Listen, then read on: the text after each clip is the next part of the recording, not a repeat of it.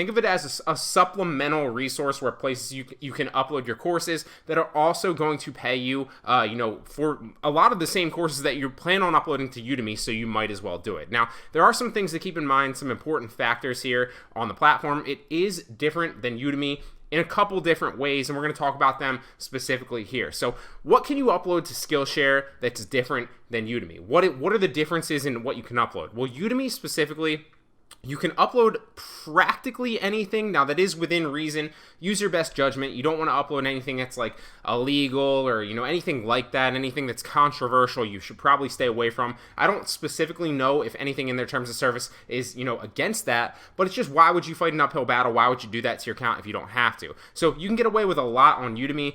Whereas on Skillshare, there are particular things that you have to keep in mind, but don't worry, I've gone through all the process myself, so I know exactly what you can and can't upload, what you can and can't get away with, and I'm going to give you all that information right here. On Udemy, you can basically upload as many courses as you want, obviously within reason. There are certain things, like we've talked about, like you don't want to upload too many courses at once, because then it looks like you're not investing too much time or effort into them, which your student base isn't going to like. If you're releasing a course every other day, there's not that much value in those courses if you're releasing them every other day, right? So it's supply and demand. Whereas on Skillshare, you are limited to one course a week. So you can upload a course, but you're only allowed to upload one course per week, okay? So that means 4 courses per month. And if you do that consistently, obviously you can make good sources of revenue. Now, there are so when you're creating your courses, you're not allowed to create a course that promises a certain outcome, or, like, to keep it simply, like a best way to put that would be like a get rich quick scheme, right? So like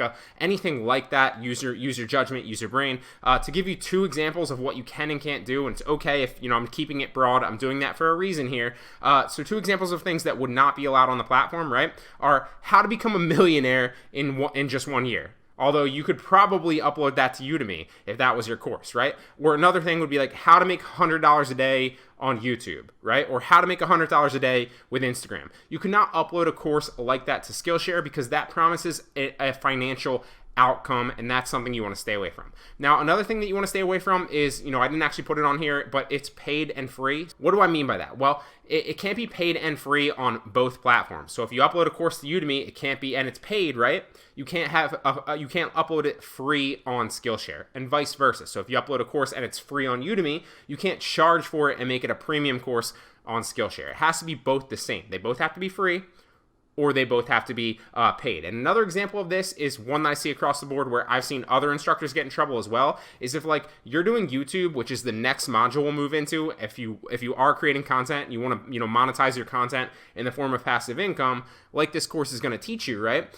You're probably going to do YouTube as well, right? Or the majority of you will want to. So if you're doing YouTube specifically, one of the mistakes that I see a lot of people run into is they'll upload lectures from their paid course on Skillshare to YouTube. That's a no-no, because if it's a paid course on Skillshare, right, it's premium, you can't give any of that content away for free on YouTube. So that's a big no-no. Don't do that, okay? One more thing too is you can't reference, and this is a big one, you can't reference any of their rival platforms. Now, Udemy doesn't necessarily take that too seriously in my anecdotal experience.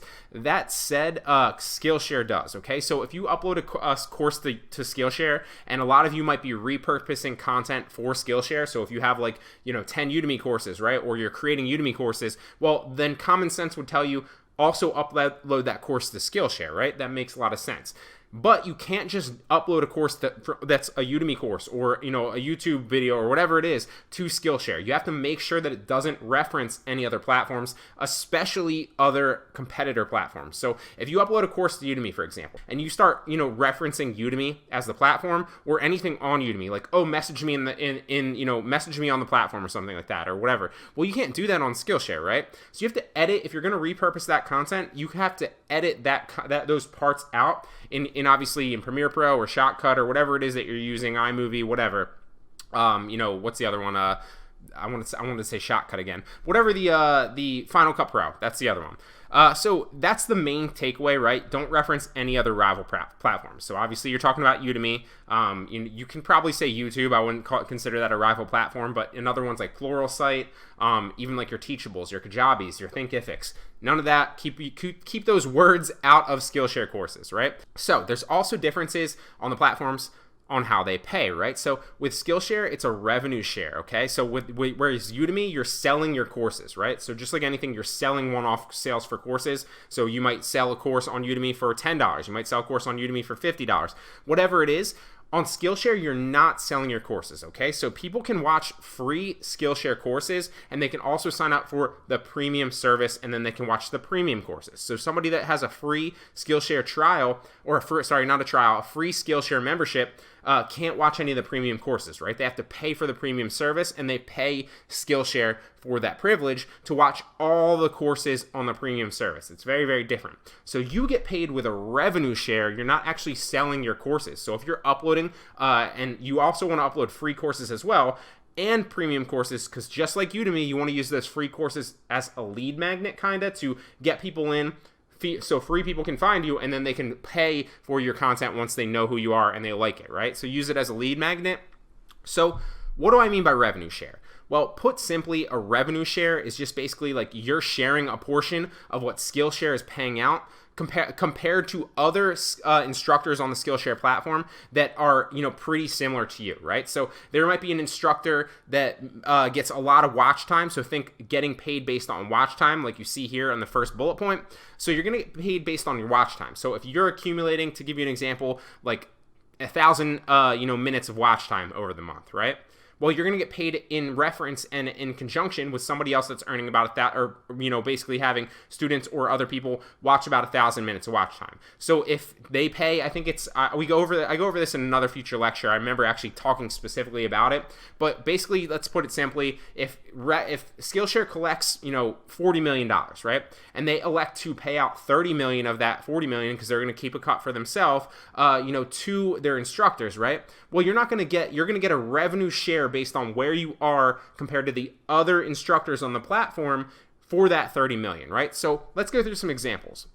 If you're in the top 10% of Skillshare instructors, you're going to earn top 10% revenue share of what they're paying out to their instructors, right? So these are completely made up numbers, but that might equate to roughly, this is what I've seen roughly, that might roughly equate to about $1,200 per month. Now, it could be more, it could be less. Like I said, I'm just making these numbers up just to give you an example of how it could differ, and the process and where you might be at in that compound curve. So another example, so you're in the top 2% of instructors, so you have a lot of content, you have a lot of courses, you have a lot of students watching your courses for a long time. Well, then you're going to earn the top 2% revenue share for the Skillshare instructors on the platform, right? When they do their payout every month, right? So that might be like $4,000 a month. That might be like $10,000 a month. Obviously, they make different amounts. So one month they might make like 20 million, and the next month they might make 80 million, and then you might receive more. Obviously, it's all based on a revenue share. Same thing. So, but if you're in the bottom 80%, so you're not that high, then you're going to earn a bottom 80% revenue share, right? So some other people, are earning a lot more because they might have a lot more watch time than you accumulated over the month. Well, you're going to get the bottom 80% revenue share of that of the instructors on the platform, right? So an example of that might be like only $120 a month. So that's kind of the equivalent of like a pretty solid Udemy course. So like I said, a large majority of the courses that you're going to upload to Skillshare, and we'll talk about this in future lecture as well, are repurposed courses that you're just uploading because to collect extra income, right? Think of it like that. You can create specific Skillshare courses. We will also talk about that as well. But the majority of my courses, and I'm assuming the majority of yours, will be repurposed, so you might as well collect the money. Now, don't get discouraged because you will start out at the bottom, right? So you're going to start out basically earning nothing probably for the first 2 to 3 months. So you might be in the bottom 2% of Skillshare instructors because you don't have any students, right? And you don't have any, you're only allowed to upload one course per week, and you don't really have that many courses or that much content. So the chances of you accumulating long watch time compared to other instructors is very, very minimal. But like I said, it's a compound curve, so don't get discouraged. So you might be only earning $5 per month, and I'm going to break down, I believe it's in lecture 8 of this module, or it might be lecture 7 or 9, I don't remember. But I'm going to break down literally all my revenue and how much I've earned on the platform specifically, and the months that I earned that and the months that it took me. And you'll see just how much I mean with a compound curve. So I started out earning like the first 4 months, like literally nothing, like $2 to like $10 a month. And most people would give up at that point, right? But obviously, as I kept uploading, accumulating more courses, more students, longer courses, right? That gave me more potential watch time for more students to watch, and then I started earning more. So that's the compound curve, and that's why I suggest that you continue to stick with it and you do not get discouraged. Like I said, a lot of the courses, you're repurposing the content. You can earn money with referrals. So basically, if you're going to refer somebody to the platform in the premium service, then you're going to get $10 per referral. We'll talk about that in depth in the future. So keep it short. How can you increase your revenue? Well, you can increase your revenue with more courses. You can increase your revenue with longer courses, obviously more watch time, and you can increase your revenue with more students. So obviously the more courses that you upload, the more you promote them, the more you're obviously ranking stuff on the platform better, the more students you're going to get. And then those students will watch more of your courses and so on and so forth. It's a compound effect. I know I'm beating that home, but it is so true. More referrals will be another one. And like I said, it is a compound curve. So as you accumulate those, because you can only upload one course per week, you'll have more people watching more of your content and you will make more money. So for those of you unfamiliar with the compound curve, this is the compound curve, right? Like, so you might be earning like $4 in the first month. And then the second month, it's like, $6, and then like $10, and then like maybe like $20. And you're thinking, why am I doing this? But then all the way like a year from now, you might be earning like $500-600 per month on the platform just because you uploaded those courses. So stick with it. It's a great supplement to earn more income and more revenue with your online course content.